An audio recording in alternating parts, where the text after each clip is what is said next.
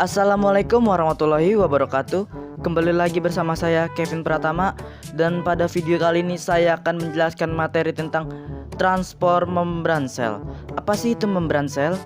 Langsung saja kita masuk ke materinya. Nah, pertama-tama saya akan menjelaskan apa itu transport membran sel. Transport membran sel adalah proses keluar masuknya ion, molekul, dan senyawa melewati membran sel. Cukup singkat kan dan mudah dipahami juga. Transport membran sel dibagi menjadi 3, yaitu pertama ada transport pasif, kedua ada transport aktif, dan yang ketiga ada vesikel. Yang pertama, transport pasif. Transport pasif ini dibagi menjadi 3 bagian. Yang pertama itu ada difusi.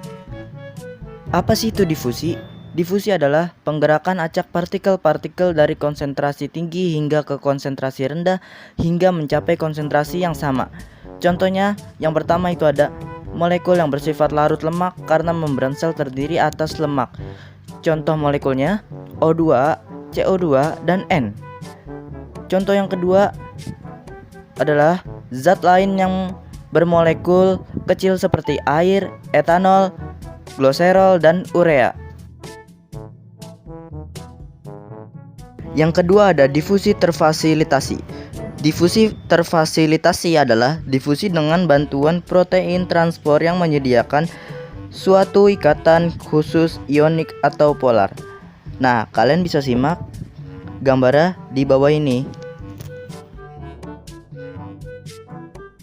Yang ketiga ada osmosis. Osmosis adalah perpindahan pelarut, misalnya air melalui membran selektif permeabel dan konsentrasi pelarut tinggi hyptonik menuju konsentrasi pelarut rendah hipertonik. Oke, selanjutnya kita akan membahas transport aktif. Apa sih itu transport aktif? Langsung saja kita masuk ke materinya. Oke, di sini saya akan menjelaskan pengertian dari transport aktif. Apa sih itu transport aktif? Yaitu perpindahan atau pergerakan yang memanfaatkan energi untuk memasukkan dan mengeluarkan ion-ion serta molekul melalui membran sel yang bersifat permeabel dengan tujuan memelihara keseimbangan yang ada di dalam sel.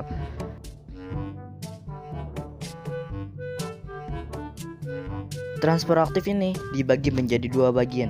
Yang pertama itu ada transport aktif primer. Apa sih itu transport aktif primer? Yaitu memakai energi langsung dari ATP misalnya pada pompa ion NaK dan Ca pum. Pada NaK pum 3Na akan dipompa keluar sel, sedangkan 2K akan dipompa ke dalam sel. Pada Ca pum Ca akan dipompa keluar sel agar berkonsentrasi Ca dalam sel rendah. Yang kedua ada transfer aktif sekunder. Transfer aktif sekunder yaitu glukosa atau asam amino akan ditransport masuk dalam sel mengikuti masuknya natrium. Natrium yang masuk akibat perbedaan konsentrasi mengikutkan glukosa atau asam amino ke dalam sel. Meskipun asam amino atau glukosa di dalam sel konsentrasinya lebih tinggi dari luar sel, tetapi asam amino atau glukosa ini memakai energi dari Na akibat perbedaan konsentrasi Na, sehingga glukosa atau asam amino ditransfer secara transport aktif sekunder CO transport. Yang ketiga ada vesikel. Apa sih itu vesikel? Justru kalian mau tahu kan apa itu vesikel? Nah, berikut saya akan menjelaskannya. Vesikel juga dibagi menjadi 2 bagian. Yang pertama ada endositosis. Endositosis yaitu transport makromolekul dan materi yang sangat kecil ke dalam sel melalui cara membentuk vesikula baru dari membran plasma. Sebagian kecil luas membran plasma terbenam ke dalam membentuk kantong. Begitu kantong semakin dalam, kantong terjepit membentuk vesikula yang berisi materi yang telah terdapat di luar selnya. Fungsi endositosis sendiri yaitu pengambilan nutrisi, adhesi, dan migrasi sel, masuknya patogen, presentasi antigen, neurotransmisi, reseptor sinyal, mitosis, polaritas sel, pertumbuhan, serta diferensiasi dan masuknya obat. Ada 3 tipe endositosis, yaitu pertama ada fagositosis, yang kedua ada pinositosis, yang ketiga ada endositosis yang diperantai reseptor. Yang kedua ada ekositosis. Ekositosis yaitu mekanisme transport molekul yang besar seperti polisakarida dan protein melalui membran plasma dari dalam ke luar sel sekresi dengan menggabungkan vesikula berisi molekul tersebut dan membran plasma.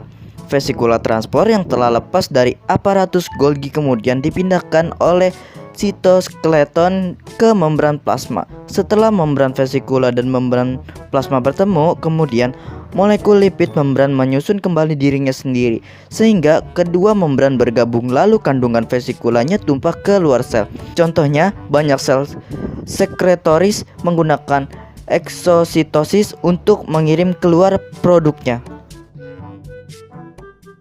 Itu tadi adalah penjelasan tentang transport membran sel dari saya. Apakah kalian sudah mengerti? Saya harap kalian sudah memahaminya dan mengerti. Oke, cukup sekian dari saya. Kurang lebihnya mohon maaf jika ada salah-salah kata. Wassalamualaikum warahmatullahi wabarakatuh.